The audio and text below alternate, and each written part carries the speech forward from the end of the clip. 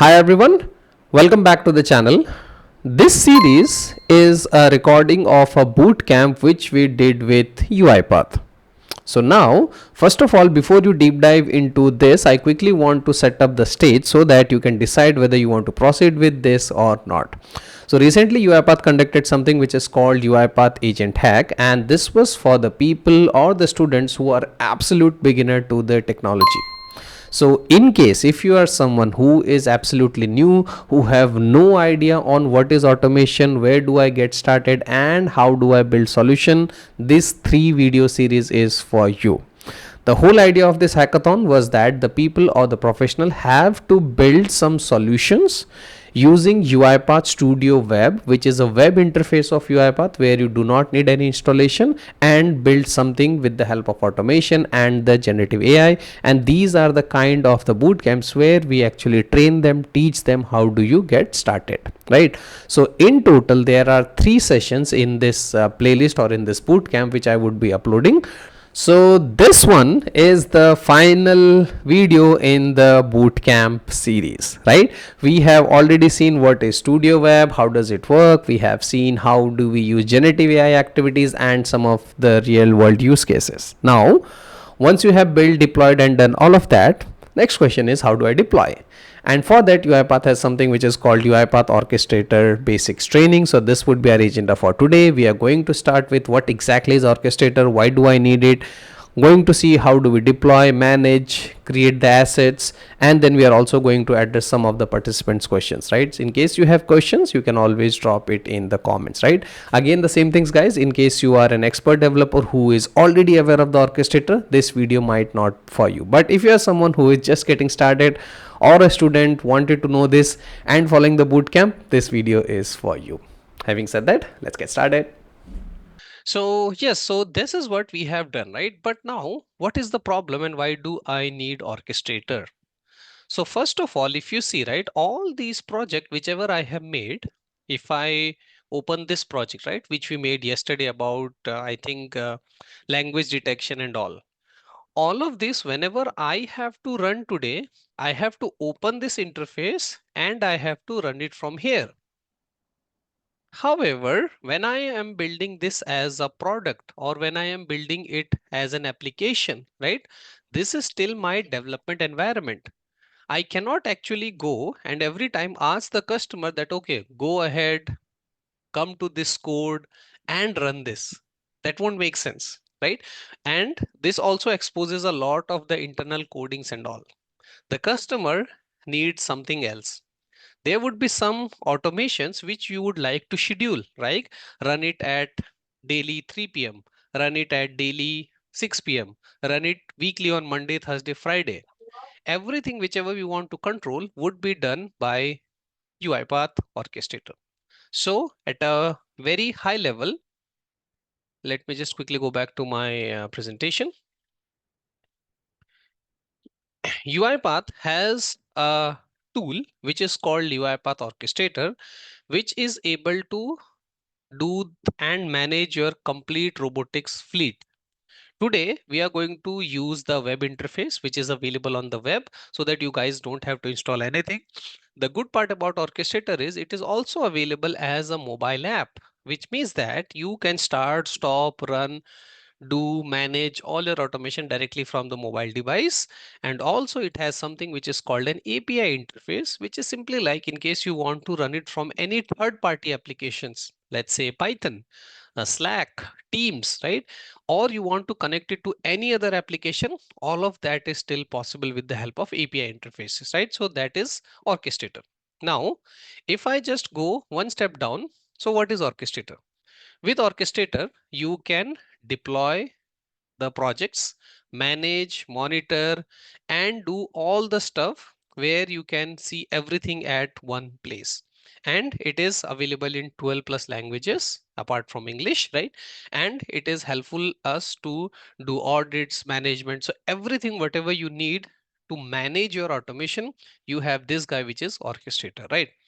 From hackathon point of view, this is important for you because you would be needing to connect it to different skills. you would require to schedule the automation. You might require value which are global. So all of that I'm going to do in a step-by-step manner. So at the end, you would have all of this in place, right? With that background, I'll minimize this. I'll go back to my, I can minimize all of this.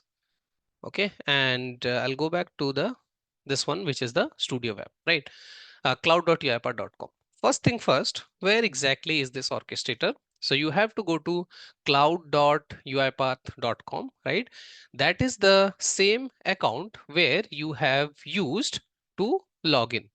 And if you see on this left hand side, today you are using this guy, which is studio, to open that studio web. On the same place, you have this guy, which is the orchestrator. So you click on that and that will open the orchestrator for you. Okay, so we'll just wait for this to fire up, and this is how it looks like. Okay, meanwhile, people who are looking this, right, in case you guys have access to cloud.uipa.com, you can actually go and check what actually this guy can do. So this is how it might look like. I have a couple of more folders here, but for you, the important thing is this guy, which is my workspace. I am using this email ID, which is mailmukeshkala@gmail.com. That is why this is my workspace. But we can have different folders on the left hand side. Same like I can work for multiple departments, HR, finance, payroll, and I do not want the automation to talk to one another. We can have different folders, right? But for hackathon point of view, we'll stick only to this guy, which is my workspace, which is by default there. Okay. Now, when you go to this, you see a lot of things here, right? It's a completely all different topic, but I'll try to explain this, that how and what are the important features for you which you need to remember. Okay, so you would see here at the tenant level, you would have something which is called my workspace, and into the my workspace you have home, which is same like home, right, which is the home page. The next thing is automations. Automation simply means all the automations whichever you have written, you can access all these automations here. I'll try to deploy an automation and I'll show it to you what is here. Then after automation, you have something which is called monitoring. As the name suggests, today I am only having one automation, but in your project or in your company, you can have more than one automation, 100, 200, 300. You can use monitoring to monitor those automation. You have something which is called solutions, right? That what are the solutions which you have deployed. You have something which is called queues, right? People who are coming from programming background, queues is the same concept where you store data and you can make the process scalable. So for example, let's talk about the yesterday solution which we were dealing with 100 emails. Right now, if I process 100 emails one by one, it will take, let's say, 500 minutes. If I assuming that one email processing is 5 minutes, then 100 email is 500 minutes, right? That's a lot of time. With the help of queue, you can divide the workload into different robots. You have something which is called assets, which we are going to do today, and then business rules is in preview, so you can skip for a while. And then the last one is storage bucket. This is a persistent storage. Anything wherever you want to store some data, it can be shared drive, it can be that place, or UiPath has given you one storage centralized location, which is storage bucket. You can keep your data here, and all the different automations, whichever you have made, can access the data from storage buckets, right? With that, let's go to our studio web and try to build a small process, and let's try to deploy that. Okay, I'll go back to my studio web. This is what we have been using. I'll go here and let's try to create a simple process today, right? I'll go here and I'll say create new, right? That's what we have been doing. Create a new workflow. And this is where you have, let's say, written your hackathon code. I'll say I'm doing it as a manual automation. You see here, you have something which is called schedule automation also, right? By the way. And then let's try to rename it. I'll go to this one, which is the folder. And here you can rename the project. Okay. So I can say it is from the orchestrator underscore session, so that we are all able to find out that which is the project. Okay. Now here you have written a huge code connected to AI and all of that, right? read the email, done all of that. That is your part of implementation. Today, focus is on orchestrator. So I'm just going to add a log message activity, assuming that this is a very huge automation where I have written this, and I just go here and I say that this is automation started, right? And after that, you have read a lot of content, do a Gen AI, write your complete logic, and then you have ended the automation, right? And I say automation ended. Okay. And it is a simple straightforward automation. Now, this automation is completed. Now, I want to run this automation. I want to deploy this automation. How do you deploy it? It's absolutely simple. First thing first, just see which account you are logged in. I am logged in with mailmukeshkala@gmail.com, right?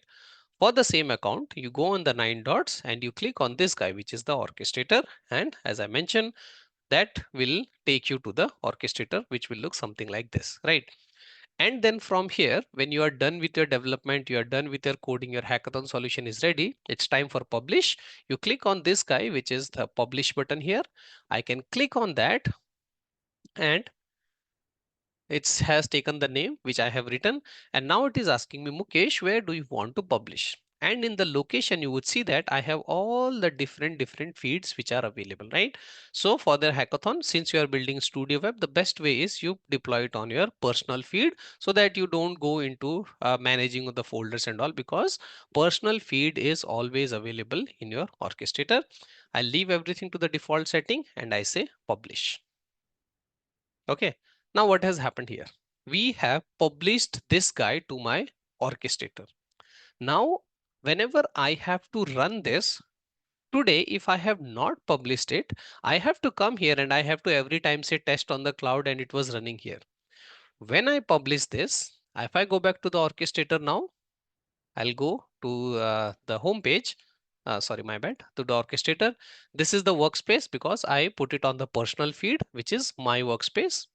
And now, if you see here into the processes, uh, here, sorry, my bad, into the home, into the processes, orchestrator session is by default created for me because I deployed it from there. But let's say because of something it is not deployed here, you can always go here and say add a process, and that you can just select which one you want to deploy. For me, it was this orchestrator session. You can hit next, next, and you can say create, and that will create the automation for you, which will look something like this, which is the orchestrator session, which we just published, right? And it is a cross platform, which means it will run on Windows, it will run on even on your Mac Studio as well. Okay, now this orchestrator is just sitting here. This process is on my orchestrator, it is on my server. And if I just try to open it from my mobile device also, I'll be able to trigger that automation from my mobile device. So I do not need to necessarily sit on the front of the computer. Now, what is good about it? Now, if you see here, if I have to run this today, you see here, you have this guy, which is a small play button, which says start a job. So first thing first is whenever you deploy anything to the orchestrator, you have to create a process out of it. Process is just created a process as the name suggests. Job is the actual work which is happening. So if I go to the job, as of now, you would see that I do not have anything related to that project, the orchestrator project, right, which we just created. So I'll go to the process, and then from the orchestration session, you have this play button here. I can say start a job, right?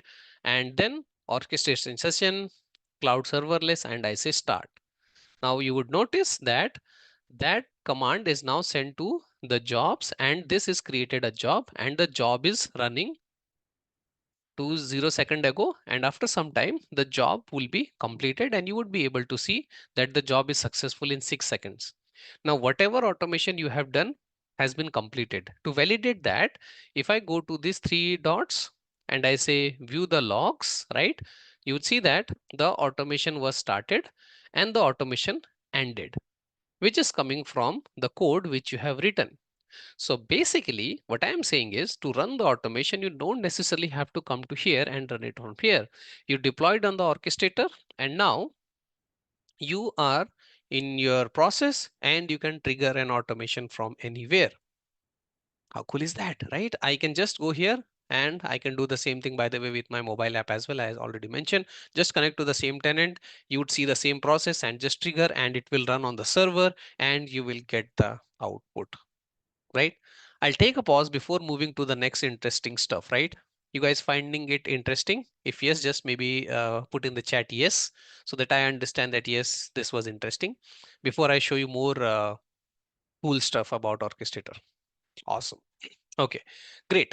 Now, you might ask me a counter question, right? Mukesh, why it is so special, right? It is as good as if I would have gone here, I am clicking on this, and here also you are clicking on this, right? Because you are just clicking and you have changed the interface. Still, I have to manually click it, and I am with you on there, right? But with Orchestrator, the power is you can actually schedule the automation, which means that if I go to this guy, which is the triggers, then you see here you have something which is called time trigger. As the name suggests, time trigger, same like setting up an alarm. I can go here and I say add a new trigger. What is the name of the trigger? The name of the trigger is, let's say, I'll just name it as hackathon, right? So that we all can relate to which process you want to trigger. I want to trigger my orchestrator session, which I just created. This is the name of the process, right? Leave everything to the default settings. This is my time zone. I'm located in India. If you are at a different time zone, just select the time zone. What is the frequency? You want to run it at minute, hourly, daily, weekly, first day of the month, and advance. Advance is something like where this frequency, what you want, is not available here. You can click on advance and you can write a cron expression like this, right? But let's stick to simple, where I want to run it, let's say, daily basis, or where I want to run it on weekly basis. Now, what day of the week? Monday, Tuesday, Friday, Saturday, at what time? And that automation will run at that specific time. Think of a use case now, right? You have created a solution for the hackathon, let's say for uh, sending of the attendance report, hypothetically, right? Now, attendance has to be sent on daily basis. Now, you do not want to sit daily 9 a.m. in the morning and trigger the job. I'll deploy, run the automation, come here, set it to daily, and I'll just set what time I want to run it. You have created an automation where you want the emails to read, and you want to automatically reply to that emails. Yesterday, what I was doing, right? French, German, and all of those stuff. But I want to do it, let's say, every 3 hours or every 4 hours. I can do that. I want to run a process of sending, let's say, certificates to the people at the month end or day of the week. All of that you can do here. For this example, let's go by minute. Repeat after, let's see, 2 minutes, right? So that at least it has some time to run. So what I'm saying is I want to run this process every 2 minutes, and I just say add. And you see this hackathon kind of alarm is created. It is going to run every 2 minutes, right? And now if I go to the jobs, if you see here, the orchestrator session was last run 4 minutes ago. You can see my hands, which are here, right? We have set up an alarm kind of stuff. Even if I close the orchestrator now, I do not have to sit in front of the machine. The uh, automation or the trigger will automatically happen because I have set it to every 2 minutes. And what will happen? It will come here and it will make an entry and it will run the process every 2 minutes, right? So we just have to wait. And by the way, we can see here into the triggers that this is created and it is going to run in next 1 minute around 13 seconds, right? So we'll just wait in the jobs, and in the jobs, you would see one entry getting added for orchestrator session. As of now, the previous one was personal because I clicked it. But this time when it run, if you see the time, it is 5 minutes ago, right? Again, you don't have to trust me, trust your own eyes, right? Because I can say anything, right? So I'll just wait here and let's see what is happening with my trigger in 48 seconds, right? So guys, we'll just wait for 48 seconds. In 48 seconds, the expectation is it will run and it will create an entry. It will automatically run. So as of now, I have just added 2 log messages. So it is doing that, but you can imagine to your automation where you are running it on daily basis. You can have an automation that is going to Google, scraping the information, sending an email to you every day in the morning. You are wishing your friends happy birthday, happy new year, exactly on first of let's say 1st January, exactly 12 p.m. You are just saying that okay, happy birthday, by just scheduling an automation, right? Can think of a lot of use cases, right? And it is here. Let's go to triggers in 4 seconds. Okay, 5, 4, 3, 2, 1. And you see here, right? Orchestrator session is pending, and state is pending because it is taking the robot and it had to just refresh, right? So what will happen? It will automatically go start the session, and you see here that it is running. Sometime it will start the execution, and then you should be able to see that running, right? I didn't have to do much. How cool is that, right? I'll take a pause. You guys find this feature interesting? Yes or no? You like this feature of recording? Yes. So let me show you one more interesting stuff, right? By the way, when a job is working or if it's stuck for some reason, right, you have an option to stop it as well, like this. Or you can always kill the job as well. So you have an option here. So let's say something is stuck, right? As this was not working because of some reason, maybe XYZ, I can just stop this automation and you can always do all of that, right? So that was your triggers. But this was a time trigger. Now what would happen? It will execute every 2 seconds. You always has an option to disable it, right? Which means that I have disabled the trigger, but I have not deleted it. You have an option here to enable it, jobs, remove, right? Self-explanatory things. So not going in details, right? There is an interesting stuff, guys, which is called a queue trigger. Now, sometimes there are some processes, right, which you want to run based on some events which is happening, and that's where you have this event trigger and the queue trigger as well. Both of them works on the same concept, right?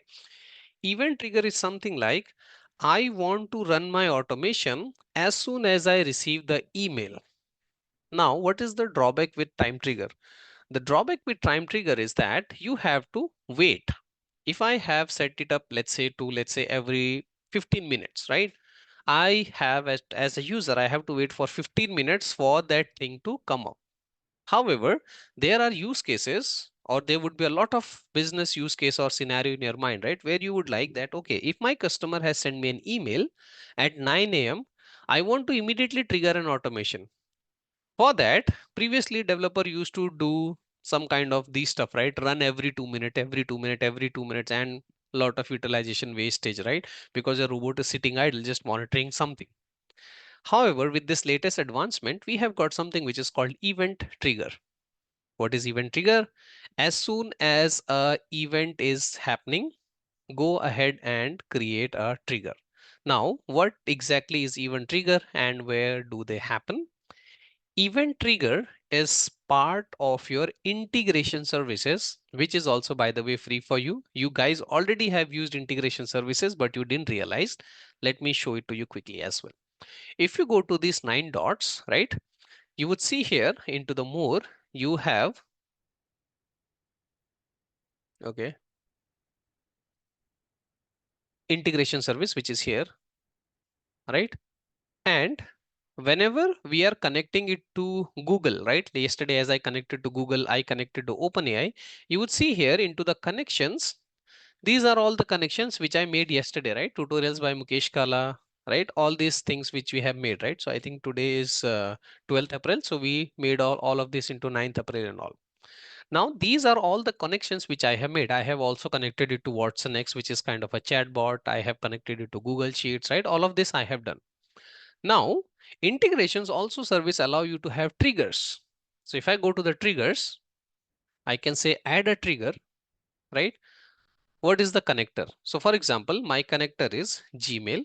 It's all very easy, right? You just have to configure it. So this is my account, the same account which I have used.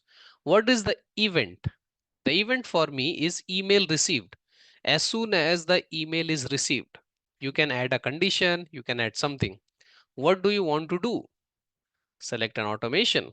which automation you want to run. My automation is orchestrator session, which is in this, right? Orchestration session in this, and then I can run it in cloud serverless, and then I say add a trigger, and that's it. Now what would happen? Anytime there is an email which is received on this mailbox, it is going to trigger that automation. And now if I go back here, I should see the event trigger here in some time, because it takes some time to reflect it back. So what would happen now? Anytime you send an email to this ID, which is tutorials by mukeshkala@gmail.com, this is received. I have not put any filter, but you can think of like adding a filter where the sender is this, the attachment is true, all on your implementation. It will automatically go and create the things for you, and you can monitor the things here. And that thing is nothing but called the event triggers, right? So it will take some time, 5-6 minutes to reflect. We can come back and then we can see. And then you have something which is called API triggers, application programming interface. You can also trigger automation via APIs, right? If you want to learn more about integration services, guys, you can again go back to the channel which I showed yesterday, which is my YouTube. There I have a complete playlist on all this stuff, so you will find those details, right? But the idea here is you can have event triggers. Based on events, you can trigger processes, you can schedule the processes, and there is something which is called queue based triggers, right? So queue is a collection of items which you are processing with the automation, right? So whenever there is a new item which is added to the queue, you can also trigger queue based automation, right? So all of that are possibilities for you. And the good part about Orchestrator is in this automation tab, we talked about process, jobs, triggers. You have something which is called my packages, which is like everything which you have deployed would be available here. Same like the orchestration session, which I have deployed 15 minutes ago. It's available here into the my packages. You can add, remove, delete everything from here. And then you have something which is called logs, which is like what is your automation doing. So your session started, your session ended, right? Whatever you are doing, this is kind of logs. You can export this and you can see what is happening with your automations.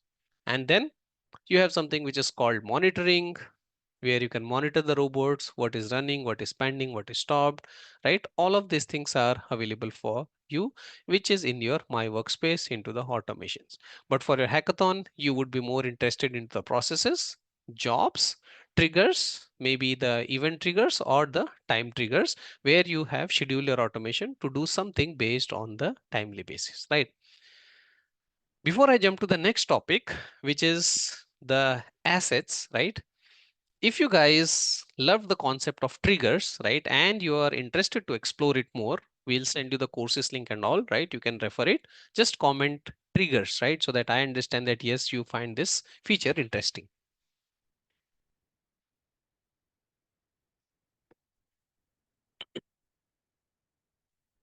Okay, I can see a lot of triggers. Awesome, guys. Thank you so much for commenting, right?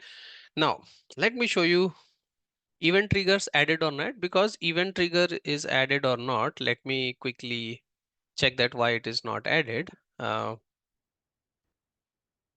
a trigger, mail mukeshkala@gmail.com.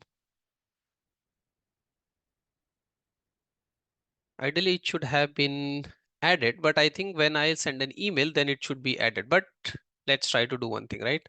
Meanwhile, we are doing this session. Let me just pull a Gmail and I'll send one email to my Gmail and it should automatically trigger that, right? So that would be a good test for the thing, right? Let me immediately do that. Okay. So this is my yesterday's email, right? What we have sent. So can just say that this is a sample email, right? Integration service takes some time because this is again an API call, right? I'll just send this sample email, right? And hopefully it should have triggered the automation into the background, right? We'll come after some time and we'll see that. Okay. Connector is Gmail. Okay, guys, this is the mail mukeshkala@gmail.com and the trigger name is okay. See, that's the problem, right? This is my wrong account which I have created. That's why. Okay, let me show it to you. So here it is, right? This is the Gmail tutorials by Mukesh Kala. You can click on these three dots.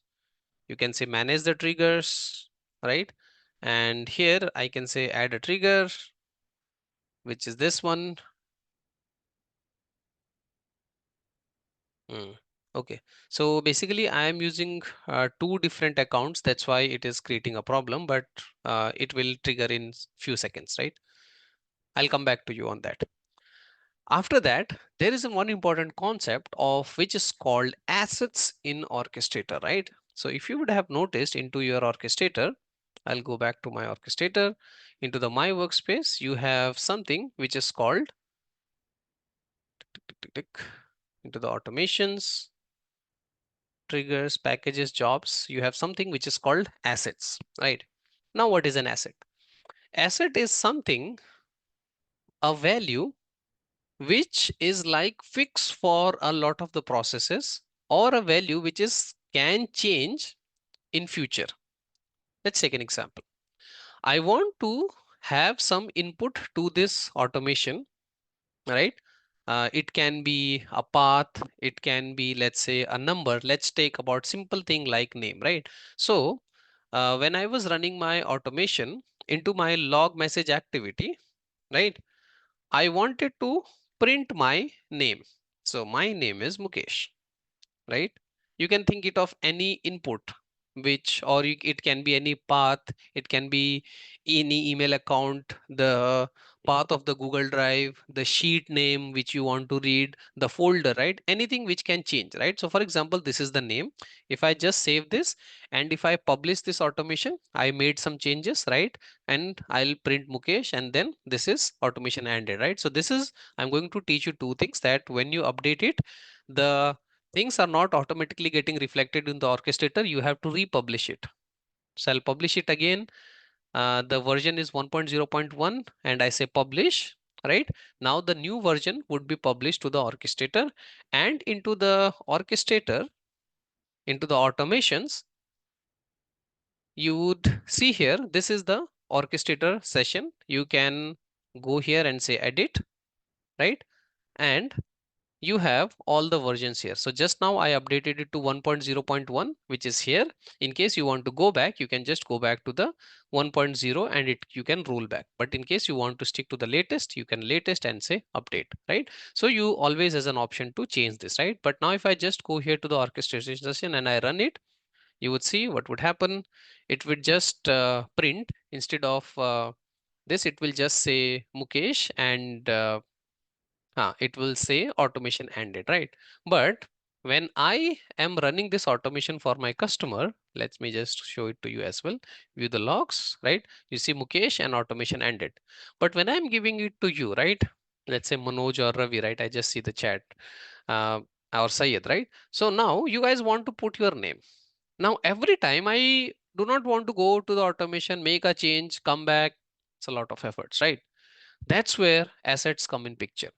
I'll go to this place, and now introducing you to assets. Assets are something where you can store a lot of value. When I say lot of value, there are some types. If I click on this blue button which says add an asset, create a new asset, we can have asset of text.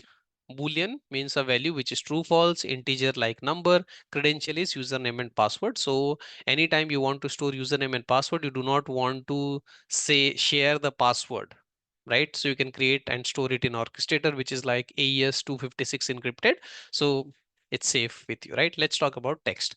So I my automation is having input which is like name, and which might differ for different conditions. So I say name, I provide a description, that name of the person. Okay. And I'll just say name of the person, right? Now what is the text you want to provide?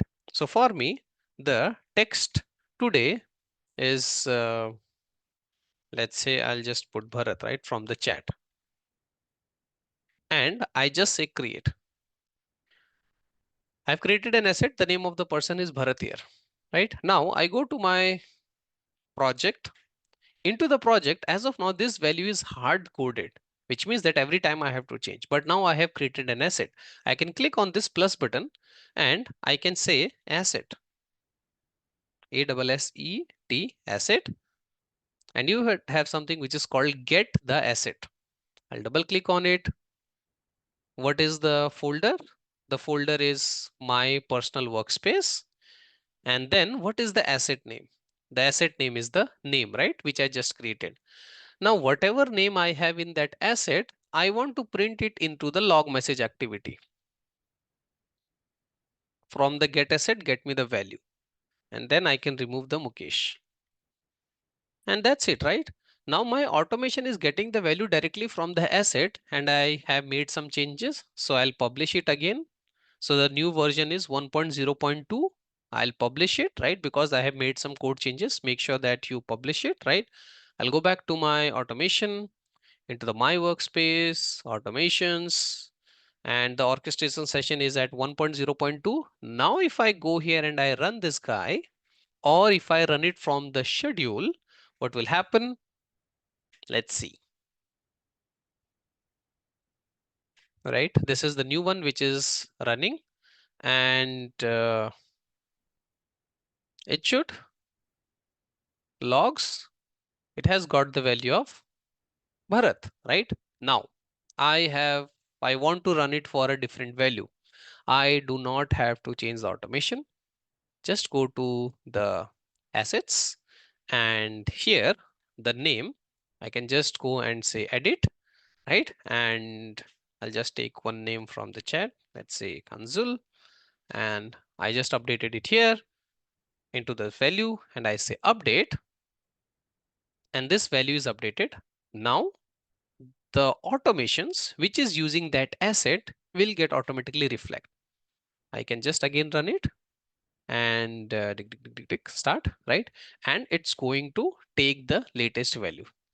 Good part about the asset is one asset can be used by multiple different processes, right? So let's say I have 10 processes, all of that can use the same asset. And now if you see here 13 seconds ago, this is done. If I go and I say view the logs, this is the new value, right? Take a pause. You like this feature? Just maybe let me know in the chat by typing asset. And you understood this feature? Do you think it is useful? Just let me know in the chat by typing asset, right? Before I go to the next interesting stuff. Okay, great. Assets. A lot of guys are putting asset. Awesome, guys. Thank you so much for that. And now let me show you what the other stuff, right? In asset, add asset, create new asset. You can have an asset of type Boolean, which is like true false, right? So true false is something like a value which is true or which is false. There is a piece of code into your automation which sometimes you want to run and which sometimes you do not want to run. So for example, there is a feature where you have to send a report at the end of the automation. Now, sometimes your customer says that no, Manoj, I want to send it. And sometimes they say that no, I don't want to send it. What you can do is you can have a Boolean asset, set it value to true, false, and into your code, you can just say get asset and then use a if condition. If that asset value is true, then you do this code. If that asset value is false, then you do this code. It can be as simple as that you have two different functionalities which you have written in one automation, and you are controlling your automation directly from this asset value. That if, let's say, I'll just call it flag, right? So that we understand. If that flag is true, run this part. If that flag is false, run this part. All I have to do is just get the asset, take it, run it, and then come out and do the processing. That's the Booleanic one, right? You can also have something which is called integer. which is like setting up the threshold, setting up the numbers, right? How many emails you want to process, for example. So let's say you started with the hackathon solution and you say that, okay, run it. My Gmail has 10,000 emails. Are you going to wait for the 10,000 emails? No, I'll just go and say that 5. It will only process 5 emails. Read this asset into your studio and it is going to process only 5 emails. Process only 2 emails, process only 1 email. On the day of the demo, I just say process only 2 emails. To be fast, right? You can think it of a threshold number, a banking use case where you say that today I want to set the threshold to, let's say, $10,000. Set it to 10,000, right? You said change the withdrawal limit to 500. All of that you can control here. Your automation will just take it from here, right? Last one, credential. Important one. You are doing some automation which requires login. Let's take LinkedIn, right? You are trying to do something with LinkedIn or Twitter. But now if I ask you that, guys, share me your password, you will not share me your password, right? UiPath has this guy which is called credential, right? And I have automatically put my password. Let's say I'll show you interesting one, right? See, Acme is a type of credential store, right? So this is my password for my Acme portal. I created it. If I go here, I say edit. This is my username. See, even I created it. I also cannot see my password. All I can do is into my orchestrator, into this, I can say credential, which is like get credential, and then which credential you want to read. I want to read it from this one. See, I only have one credential, which is the password, and it will give me the username and password into the variables. Now, wherever I want to use, I'll just use this guy username and password. Let's say I want to use it here. Hypothetically, I'm saying, so let's say in the log message, I want to print the username. I'll just say from the get credential, use the username. Wherever you want to type the password, I'll just say type the password, right? Without sharing my password or anything. This is also helpful when you have created your automation for your personal credential. Now, when you are sending it to the customer, you just tell the customer, right, guys, go to the orchestrator, put your password and click on update. So as a developer, you can put your passwords and the secret stuff here without sharing it to anyone, right? So that's the asset for you into your my workspace, right? And with that, I'll take a pause and let me quickly see if we have something on the triggers. Meanwhile, guys, if you have any questions, right, put it on the chat. I am almost done with my sessions. Tick, tick, tick, tick, tick. Okay, here it is, guys. See, so we created a trigger, right? Today is 12/4, right? It is running. It has created all this because we are running the trigger continuously. It is running the trigger attempt equal to 1. It is continuously checking for that thing to happen, right? And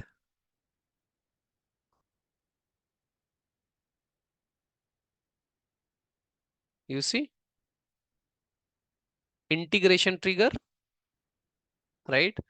So when you run the process from manually by clicking on that, you will see that's manual. When it is triggered from that, you would see integration trigger, and you would also see is when you run it from studio web, you would have studio web, right? So, and this is checking, right? What is the time now? It's 5:47, 17:57, right? Which is like 5. So these are all the triggers, and then you can go here, say view the job logs, and you would see that all the jobs which it would have triggered from that. See, 6 minutes ago, 7 minutes ago, 9 minutes ago, it has been triggering that automation, right? So I'll just quickly disable this, otherwise it will keep on monitoring my mailbox. Okay, can you give a quick recap on the assets? Yeah, sure. So assets are available into your my workspace, into here assets, which allow you to store the value which you feel might change into the future, or if you want to make it configurable. So for example, as of now, the name in my automation is Kenzel, right? So when I run the automation, it is showing me this name. But tomorrow, while doing the demo or the automation, I want to change it. I do not have to touch my code. See, I am doing a lot of things in the code. I can just go here and edit this name here to something like Ragul, let's say, right? Your name. And I update this. I didn't touch the code. I just updated an asset. This asset I am using into my code, and all I have to do is just rerun the process. And what would happen? It will now run from your name, which is the latest value. So basically, you are not hard coding anything. You are just using Orchestrator to manage, right? And now if I run this, it is going to show me that directly where this value is coming from, right? And it's absolutely simple, right? Just do here, go to the changes depending on your requirement. And now if I go here, say view the logs, here it is. So I don't have to do anything. You can store numbers, you can store passwords, all of that you can do, right? And the other good part here is you just have to publish it here. And as I mentioned, you can put it as triggers, right? I think most of you would be interested to put it as a trigger, right? That you are running the automation at the end of the day, early morning, twice a day, thrice a day, or based on some events by using the event triggers, right? There are other advanced ones like API triggers and all. You can explore that, but I think for the hackathon, you would be more interested in using the time triggers and the event triggers, right? Create an automation, deploy it to orchestrator, run it from the orchestrator, run it from the mobile device. Don't want to do it manually, schedule it. Don't want to schedule it, run it based on some events, right? So that is it. And with that, I would be happy to take any questions if you guys have.